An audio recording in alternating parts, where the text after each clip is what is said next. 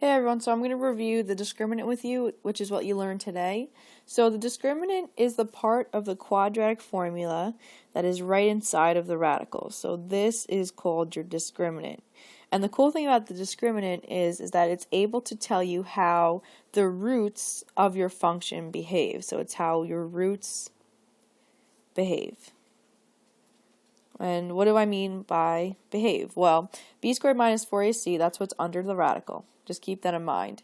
So b squared minus 4ac, if that number was greater than 0, that means inside that radical you would have two real solutions. Okay?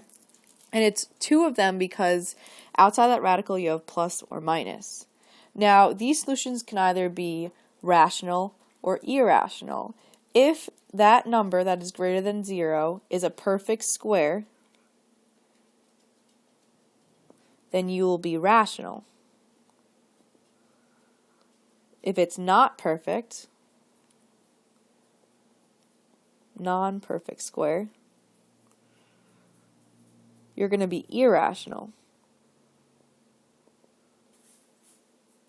So that's case 1. Case 2 is when that number is equal to 0. And when that number is equal to 0, you will have one real solution. Sometimes they say, or two equal solutions. And that's because inside of that radical, if you put a 0, you're adding, subtracting the same thing. So that means you have two solutions technically. Okay, that's your second case. The third case is when that number is less than 0. If that number is less than 0, that means that you have a negative inside your radical. And if you have a negative inside your radical, that means your roots are imaginary. And that means you would have two complex solutions. So these are all the cases that could happen here. So let's do an example. Example 1. So let's find the discriminant and see if we can decide what the roots will do. So if I do the discriminant for this, b squared minus 4ac, I know that a is 2, b is 1, and c is negative 5. Okay, so if I plug this in, I'll get b squared, which is 1 squared, minus 4 times 2, because that's a, times negative 5. And if I plug this into my calculator, or if I do it in my head, whatever you prefer, you're going to get a discriminant that equals 41. Now because you see that you have a discriminant equal to 41, well, what does that mean inside your quadratic equation? Automatically, you should now start thinking, well, I know that I'm going to have two irrational real solutions. That's what I know about my answers.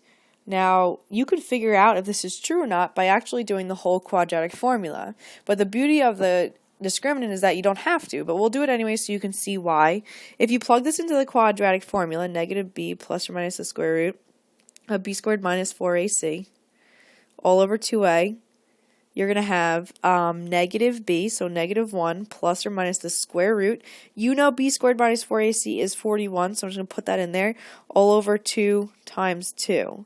So that means you have negative 1 plus or minus the square root of 41 all over 4. You have two answers here, and the reason why you have two answers is because you have that plus or minus that's happening there. Your two answers, if you did them full out, you would get 1.35 repeating for the positive answer and negative 1.85, it goes on and on forever and ever, for the negative answer. And basically, those are two irrational solutions. That's why when you have it equal to 41, or equal to a number that is not a perfect square, you're going to have two irrational solutions. Okay, let's see another scenario. If I find the discriminant for this one, how will my roots behave? Well, I know a is 1, I know b is negative 6, and I know c is 9.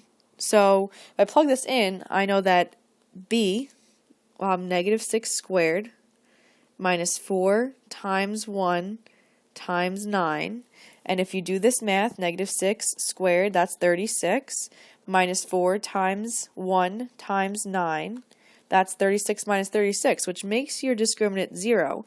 When you have your discriminant equal to 0, that means you have one real solution. Or you could also say that you have two equal solutions. And you could also prove that by plugging it into the quadratic formula. So let's see what happens. If you plug it into the quadratic formula, negative b plus or minus the square root of b squared minus 4ac all over 2a. You plug this in, you get negative 6 plus or minus the square root. You know b squared minus 4ac is 0 from your work above, all over 2 times 1. That means you have, these both will become positive, positive, positive, and you have 6 over 2, which means you have 3, which you have one real solution, or two equal solutions.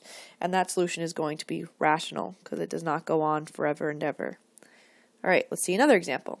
If I find the discriminant for this one, b squared minus 4ac, I know that a is 1, I know that b is negative 2, and I know that c is 2. So let's see what happens here. If I plug this into my discriminant, I get b squared, which would be negative 2, all squared, minus 4 times 1 times 2. If I do this, I get 4 minus 8. 4 minus 8 is going to get me negative 4. That means my discriminant is negative. When you have a negative discriminant, that means you're going to have two complex solutions. Or you could also say two imaginary solutions. If you don't believe me, plug it into the quadratic formula. Negative b plus or minus the square root of b squared minus 4ac all over 2a. If you plug this in, negative 2 plus or minus, you know the square root inside of here is going to be negative 4 because that's where the b squared minus 4ac is, all over 2 times 1. If you do this out, you will get a positive because these are opposites, the same signs, and you have 2 plus or minus. This one right here, that's going to come out as 2i, if you remember from our imaginary number chapter, over 2. And you could actually reduce this a little more. If you pull out a 2, you get 1 plus I, and then the 2's will cancel, actually plus or minus. So your answer for this is 1 plus or minus I. That means you have two solutions. You have 1 plus I as a solution. You have 1 minus I, which should make sense because your discriminant told you would get two complex solutions. Okay, so that's when your discriminant is 0. Well, no, that's when your discriminant is negative. I apologize. So let's look at the last scenario. I think this is the last one. Yep. So the last scenario, if I find the discriminant for this, b squared minus 4ac, let's see what I get now. If I have a equals 1, b equals negative 6, and c equals 8, if I do this out, I get b squared, which is negative 6 squared, minus 4 times 1 times 8. Negative 6 squared is 36, minus 4 times 1 times 8. That'll get you 4. Now, my discriminant is a perfect square. If your discriminant is a perfect square, that means you can have two rational solutions. They're also going to be unequal because they won't be the same number. So, if you don't believe me, plug it into the quadratic formula. If you plug this in, negative b plus or minus the square root of b squared minus 4ac all over 2a, you'll get negative 6 plus or minus the square root of 4, because you know what the discriminant is, it is 4, 2 times 1. This will become positive 6 plus or minus 2 over 2. You're going to have two cases here. You're going to have 6 plus 2 over 2 and 6 minus 2 over 2. Your first answer, if you do this, 6 plus 2 over 2, well, that's going to be 6 plus 2 is 8 over 2, 4. That is one answer. If you do the other one, 6 minus 2 is 4 over 2, and you get 2. So you have two answers here, and they're both rational. So when your discriminant is a perfect square, you can get two rational solutions. So basically, your discriminant tells you how your roots will behave, and you can see that throughout this whole video. Hope this helped. Have a good day.